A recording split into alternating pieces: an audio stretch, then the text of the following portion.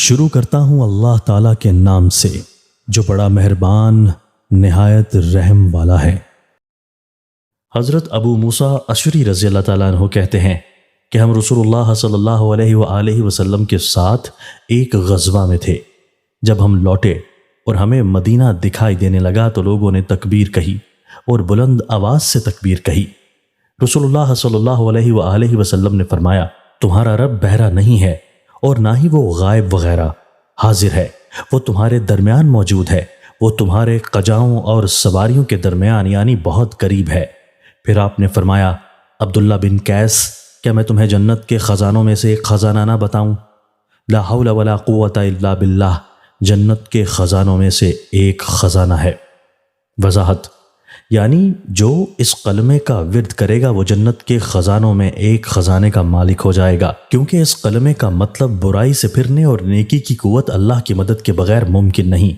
جب بندہ اس کا بار بار اظہار کرتا ہے تو اللہ تعالیٰ بے انتہا خوش ہوتا ہے۔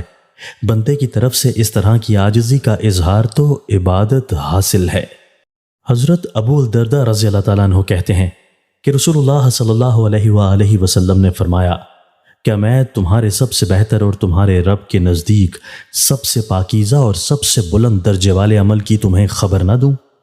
وہ عمل تمہارے لیے سونا چاندی خرچ کرنے سے بہتر ہے، وہ عمل تمہارے لیے اس سے بھی بہتر ہے کہ تم میدان جنگ میں اپنے دشمن سے ٹکراؤ، وہ تمہاری گردنیں کاٹے، اور تمہیں ان کی یعنی تمہارے جہاد کرنے سے بھی افضل۔ لوگوں نے کہا، جی ہاں ضرور بتائیے۔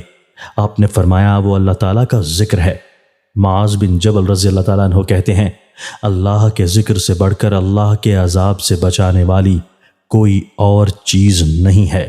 وضاحت اس حدیث سے معلوم ہوا کہ اللہ کا ذکر اللہ کے عذاب سے نجات کا سب سے بڑا ذریعہ ہے، کیونکہ ذکر رب العالمین کی توحید، اس کی ثنا، تحمید و تمجید وغیرہ کے کلمات کو دل اور زبان پر جاری رکھنے کا نام ہے۔